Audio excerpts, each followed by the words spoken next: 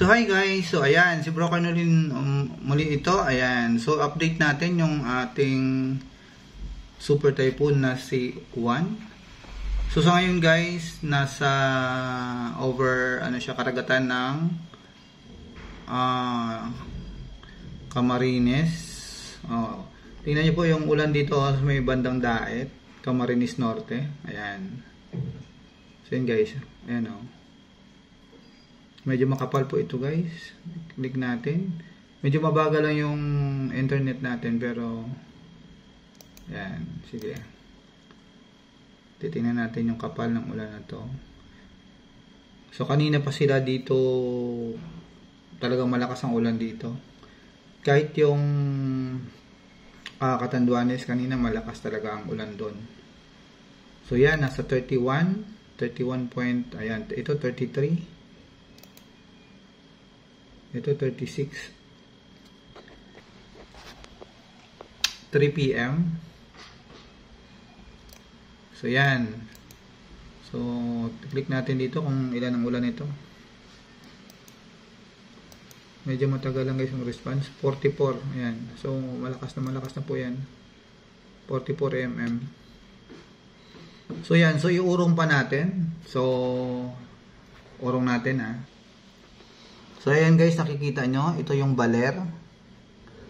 Ayan. So kung hindi magbabago yung kanyang mata ay dadaanan niya tong baler sa Aurora. So kung nakikita nyo tong ulan na to, ayan, makapal po yan mula dito hanggang dyan. Ayan. Meron pa dito Saan to? 33, 36. Ayan, 49. Ayan, malakas na malakas yan. So yan, so ulitin ko guys. Ayan, ito yung baler natin. So bandang alas 8, nasa una-unahan na po siya ng baler. Ito po. So medyo mabilis pala itong niya. So yan, so medyo talagang buhos ang ulan dito. Sa baler na to, sa area ng baler. Ayan.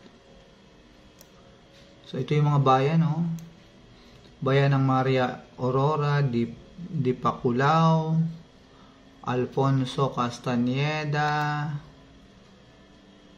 Ano pa ba? Ito dito ay malawak din po ito. So kahit yung Gabaldon, medyo mataas din ang, itong alam kong Gabaldon ay part ng Nueva Ecija. So yan. So tapos babaybayin niya ang, sige, i-move natin. Ito guys, kung hindi magbago yung track natin. Excuse me na.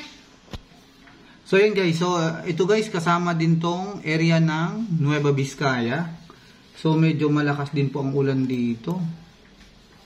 Ayan, Aurora, Nueva Vizcaya. Ayan. Tapos dito kasi sa may area ng medyo humina na po kasi ito. Huminahina na siya ng konti. Yung pupuntang Baguio. So tingnan natin kung ano oras ang niya sa Baguio. So yan guys, ang ating daan sa Baguio ay mga alas 12 ng madaling araw. So yan, so mag-ingat po tayo lalo na itong sa Baguio dahil ang Baguio po ay napakataas po ng ating populasyon din dyan. And alam po natin na medyo bulog-bundukin din po yung area na ito.